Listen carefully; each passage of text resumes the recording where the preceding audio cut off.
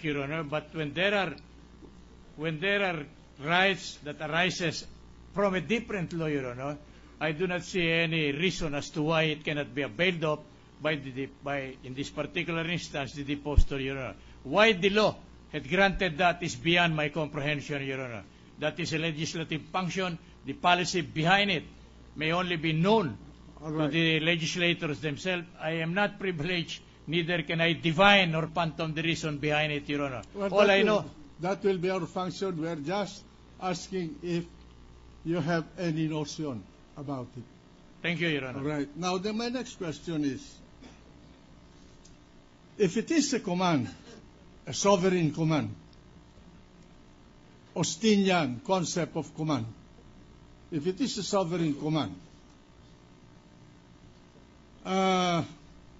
will disobedience of that command constitute a culpable violation of the Constitution?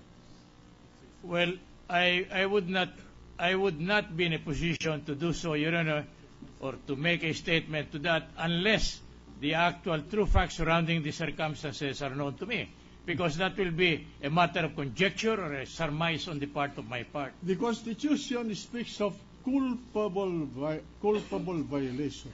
Now, I'm sure all of us graduates of UP went through a study of Roman law. That's correct, Your Honor. All right. What is culpa? From where culpable was derived? I mean intentional, Your Honor. Huh? Intentional, Your Honor. Culpa. No. No intent, Your Honor. Culpa. What is culpa? Crime, Your Honor. The way I call it. There are 4 kinds of culpa. Culpa lata or magna, culpa levi, culpa levissima, culpa aquiliana. I am not... Now, we go to elementary school book in Roman law. What is culpa? Well, I am not, as of this moment, Your Honor, I am not very well in a position to recall. Maybe I was absent when it was discussed by my professor, Your Honor. Well, that's your bad luck. And besides... And I think that this is material in the consideration of this provision of the Constitution.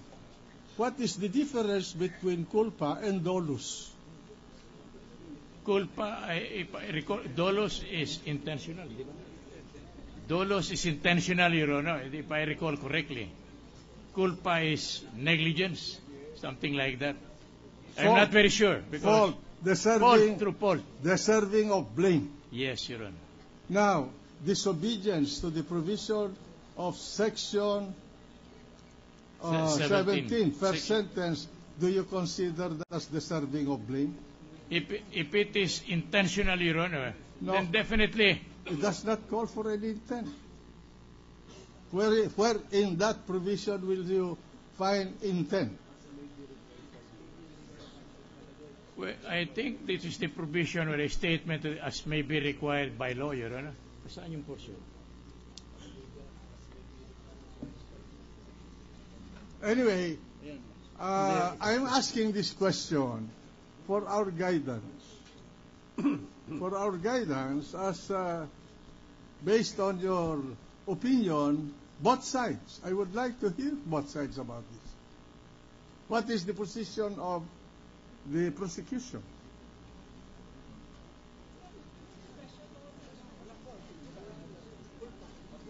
Can you help us in dividing what is culpa? Well, when it comes to refer to culpable violation of the Constitution, Mr. President, according to the records of the Constitutional Commission, culpable violation of the Constitution is understood to mean willful and intentional violation of the Constitution, and not violation committed unintentionally or involuntarily or in good faith or through an honest mistake of judgment. And it implies deliberate intent, perhaps even a degree of perversity, for it is not easy to imagine that individuals in the category of these officials would go so far as to defy knowingly what the Constitution commands. That is what the records of the Constitutional Commission defines or show what culpable violation is, Mr. President. All right. Thank you very much. I have no more question. I do not know about the other members of the court if they have any questions. Mr. President, Majority Floor Leader. the court is ready to retire, Mr. President. All right. So may I ask that the Sergeant at Arms make an announcement? Please all rise. All persons are commanded to remain in their places until the Senate President and the Senators have left the session hall. Mr. President, there being no other business for the day, I move that we adjourn until 2 o'clock in the afternoon of Tuesday, May 29, 2012. Any objection? The motion of the Majority Floor Leader is approved.